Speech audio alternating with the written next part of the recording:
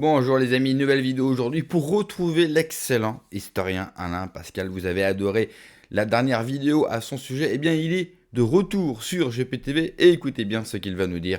Mais juste avant de l'écouter, comme d'habitude, n'oubliez pas de vous abonner, le pouce, le commentaire, le partage, le boost de la vidéo. Merci à tous ceux qui soutiennent mon travail sur Tipeee, à tous les donateurs et à tous ceux qui m'ont rejoint également sur Patreon. On l'écoute et on en parle juste après. Sur le politique, et entre les deux, il y a le philosophique. Donc la menace est certaine, mais elle ne date pas d'aujourd'hui. Et les plans des adeptes du diable, puisqu'on va les appeler par leur nom, qui veulent sacrifier l'humanité et la France, qui a eu cette mission historique. Quelle mission historique? La mission de fille aînée de l'Église. De fille aînée de l'Église. Elle l'a méritée par son histoire jusqu'à la Révolution. C'est ça. Et après, elle devient la patrie des droits de l'homme, c'est-à-dire une fille aînée du diable, je suis désolé, mais les droits de l'homme, ce sont les droits de l'homme contre Dieu. L'homme prend la place de Dieu. Et donc, un homme déchu, en plus.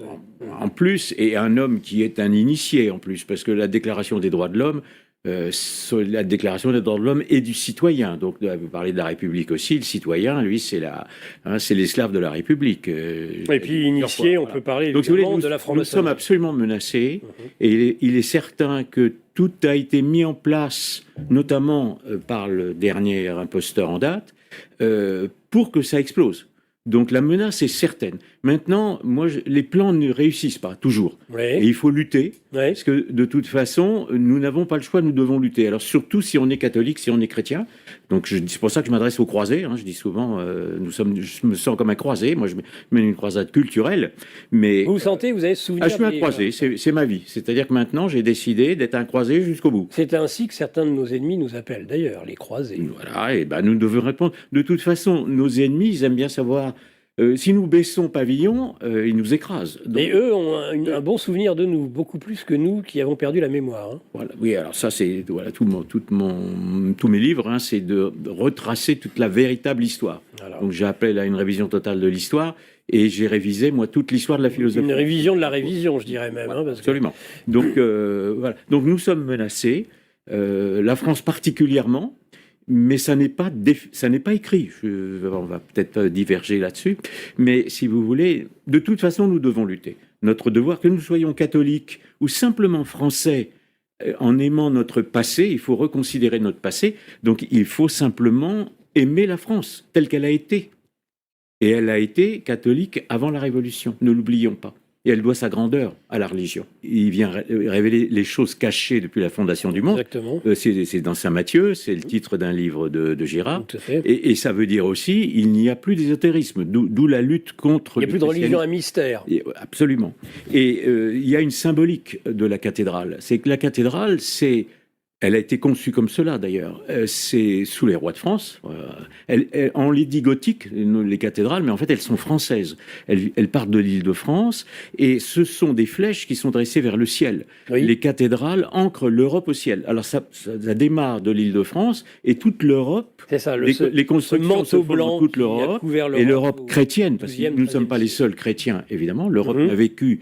Et grâce heureusement à Charlemagne, qui a fait du christianisme le ciment de l'Europe, et la cathédrale ancre l'Europe au ciel. Donc il est extrêmement symbolique que la flèche de Notre-Dame soit tombée. Oui. Ça veut dire la France n'est plus rattachée au ciel. N'est plus rattachée au ciel. La France a perdu son attache au ciel. Il y a une coupure. Et il s'est passé des choses extraordinaires.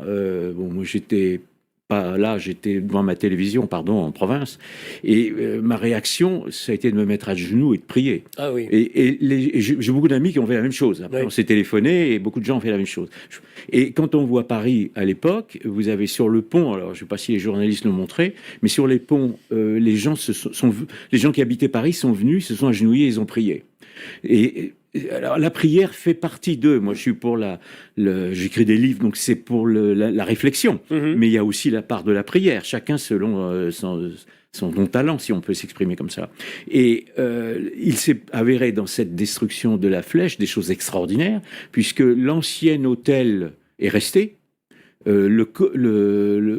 à fait. Il a été. Il y a des parties qui ont été épargnées. Une statue de la Vierge. Une statue aussi. de la Vierge. Vous avez ce fameux coq qui était au sommet de la flèche, qui a été retrouvé intact en bas. Donc, si vous voulez, alors il y a quand même des signes du ciel. Dieu nous envoie des messages. Alors, les non-croyants vont dire, mais les messages, ils sont comme on reçoit des grâces aussi, ce qu'on va appeler des grâces et des messages. Ouais. Les messages, c'est quoi? Ça peut aussi être des rencontres. Moi, j'ai parlé de on parle de Girard, j'ai parlé d'un autre philosophe. Dans votre vie, dans notre vie, on fait des rencontres d'individus qui vous apportent, des gens, des auteurs ou des personnes. Voilà. Et il faut comprendre que c'est le bon Dieu qui nous envoie des messages. Et il faut les mettre en conscience. Il faut les réfléchir, les mettre en conscience. Donc il est certain que, de mon point de vue, il est certain que la France a reçu un message. La France a dit, c'est fini, votre cathédrale, vous avez perdu la flèche vers le ciel. Ça ne veut pas dire que la France soit finie. C'est un message qui n'empêche pas que ça peut être par ailleurs quelque chose qui un est attentat, volontaire. Ça veut dire quelque chose d'un incendie. Voilà. Mais les gens qui servent le diable, ils ont des plans diaboliques, ils agissent. Il y a des actes criminels, bien entendu, dont celui-là. Mais ce que je disais, les plans ne réussissent pas ou ils n'arrivent pas à l'aboutissement. Là, vous croyez que la volonté était de détruire complètement l'église, la cathédrale. Ah oui, je pense que le fait que l'hôtel soit resté debout ou des choses comme ça, ça a vraiment dû les embêter. Voilà. Alors là, on l'a reconstruite pour des raisons démagogiques, et sur une reconstruction qui est discutable. Qui est discutable. Bien sûr, mais malgré tout, c'est un pas. Alors même si c'est un pas d'une hypocrisie totale, parce qu'on ne peut pas présider à une reconstruction de la cathédrale et à la cérémonie des Jeux Olympiques. Ah, alors l'un et l'autre, que la même personne soit aux deux, c'est pas possible. Là, il y a une ambiguïté totale. C'est du en même temps. C'est du en même temps. Ouais. Mais l'homme que nous combattons et qui va laisser la France dans un état épouvantable, voilà, il le fait volontairement. Il ne faut pas croire que ce soit le hasard. Alors ça, c'est peut-être un sujet sur lequel on pourra c'est venir. Macron. C'est Macron, appelons par les choses. Et si vous voulez, cet homme-là a été programmé. Il est programmé par des forces occultes, donc il ne faut pas s'étonner de ce qu'il a fait. Dans un de mes livres, mais j'avais parlé de ça, c'était un livre sur mai 68, que j'ai écrit en 2018, il venait d'être élu, et il avait fait un certain nombre de discours où il disait qu'il allait faire venir des immigrés par centaines de mille. Donc, si vous voulez, il ne faut pas être surpris. Que les gens d'extrême gauche ou de gauche aient voté pour lui, ça ne me choque pas. Il avait été le ministre socialiste de Hollande, qui était socialiste. Hollande, il a quand même une caractéristique, je trouve, alors ça va peut-être choquer les gens, mais je le trouve assez intelligent, et je trouve qu'il a de l'humour, ce qui est une chose d'assez... c'est un peu le président de petite blague. Un petit peu. Et alors moi, il m'avait fait beaucoup rire, les Français beaucoup moins après, quand il est candidat contre Sarkozy, qui dit « la finance, c'est mon ennemi ». Alors quand on sait que ce sont des banques, et je ne vais pas donner le nom des banques, mais je me suis dit là, c'est vraiment le culot extraordinaire. Voilà. Mais Macron a été son ministre, donc ça, ne l'oublions pas. Donc, Macron, le banquier de Rothschild. Et il est programmé, donc que les gens de gauche aient voté pour lui, oui, mais que des gens de droite aient voté pour lui, aussi, ce sont des imbéciles. Imbécilus, en latin, ça veut dire qu'ils n'ont pas compris. Et qu'ils aient revoté pour lui une deuxième fois, c'est ma génération, c'est invraisemblable. Donc ça veut dire quoi? Ça veut dire que les médias, les grands médias, ont lavé le cerveau des Français. Et les universités aussi. C'est là où je rejoins mes critiques de la philosophie, c'est que, par exemple, sur l'histoire de la philosophie, on en parlera ou pas, mais les étudiants en philosophie ignorent quasiment tout de la vie des philosophes et même du déroulement de l'histoire de la philosophie.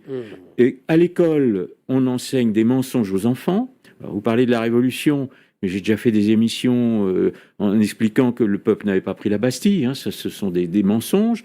Et à l'université, on ment aussi aux étudiants. Et pourquoi autant de mensonges? Pourquoi ont-ils peur de la vérité? C'est parce que la vérité historique, la vérité philosophique, prouve la vérité religieuse. C'est-à-dire que si on fait des raisonnements sur ce que j'appelle l'échec moderne, la philosophie moderne a voulu se substituer à la religion et elle a échoué. Nous avons vécu le XXe siècle, il y a eu 200 millions de morts, c'est pour ça que j'ai aussi appelé ça la crise sacrificielle du monde moderne. Ce sont des masses sacrifiées. Alors, des C'est un masses, voilà, processus sacrificiel. ça, c'est ce que Et Girard, Girard explique. absolument. Au XXe siècle, dans les machines totalitaires, il y a cette machine à détruire, à anéantir, à sacrifier, devient folle. Et c'est la Il ne révolution. suffit plus d'en Voilà, sacrifier la révolution veut s'accaparer l'humanité, elle veut faire table rase du monde antérieur, donc il faut détruire l'humanité ancienne. Je ne vais pas vous surprendre en vous expliquant que je serai globalement d'accord avec tout ce qui a été dit. Moi, je ne pense pas que Dieu nous a abandonnés. Dieu n'abandonne pas. Par contre, il réclame notre amour. Et nous avons cessé, pas de l'adorer, hein, pas de le vénérer. Nous avons cessé de l'aimer, comme il nous aime. C'est la grande leçon, à mon sens, qu'il faut retenir de l'incendie de Notre-Dame, et je vais le dire, qui n'a rien d'accidentel. Tant pis pour ceux qui m'accuseront d'être complotiste ou d'affirmer des choses sans preuve. Cet incendie n'a rien de naturel, et en plus on a tous ces clichés où on voit Édouard Philippe, hein, favori pour 2027, hein. Ne riez pas, hein, c'est avec votre oseille, il sera peut-être notre prochain président. Macron, tout sourire, et puis Jacques Lang, enfin, tout le monde était réuni comme par hasard, pas très loin, sur la Seine, sur un bateau, comme la femme de Barack Obama. Bref, tout le monde était réuni pour voir cette église brûler et sombrer, enfin sombrer. Aller de retour, effectivement, beaucoup de choses n'ont pas brûlé, comme je pense qu'ils l'espéraient. Notre-Dame, ce n'est pas qu'une église, c'est un symbole de la chrétienté, et le plus gros symbole, finalement, que nous avons en France, hein. C'est bien mieux que l'Arc de Triomphe et que la Tour Eiffel, excusez-moi si j'en choque, bien sûr, certains. À travers Notre-Dame, c'est tout ce que représente la France, c'est tout ce que représente Dieu. C'est la fille aînée de l'Église que vous voulez tout simplement tuer. Et si nous voulons que Dieu nous donne sa grâce, il nous faudra alors à nouveau l'aimer. N'oubliez pas, parce que beaucoup trop de gens ne connaissent pas le christianisme et ne connaissent pas Dieu, la seule chose qu'il vous demande, c'est de l'aimer comme il vous aime.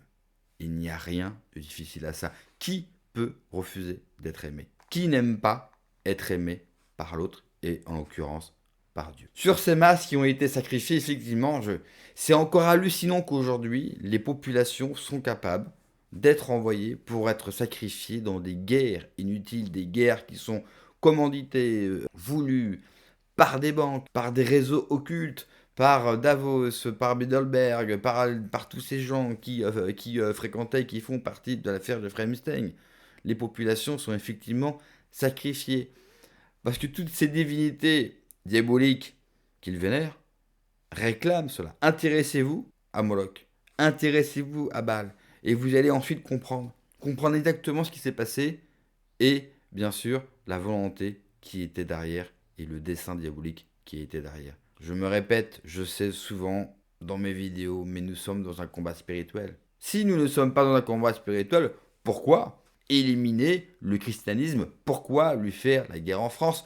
Pourquoi avoir fait cet incendie à Notre-Dame, si ce n'est pas dans une guerre spirituelle? Le problème, c'est que la population est dans une guerre métapolitique, politique. Nos élites, eux, sont dans un conflit spirituel, hein. Alors que nous avons oublié, nous, c'est le règne de l'argent, qui à part nous apporter de la névrose, qui ne nous nourrit pas, nous grandit pas, ne nous apporte pas grand-chose. Alors qu'on devrait chercher bien sûr à élever notre âme, à nous transcender pour être de meilleures personnes et rendre surtout ce monde meilleur. Donc n'ayez pas peur, Dieu nous a juste envoyé un message: aimez-moi comme je vous aime. Merci d'avoir regardé la vidéo les amis, n'oubliez pas comme d'habitude de vous abonner, le pouce, le commentaire, le partage, le boost de la vidéo. Prenez soin de vous, que Dieu vous protège, allez ciao.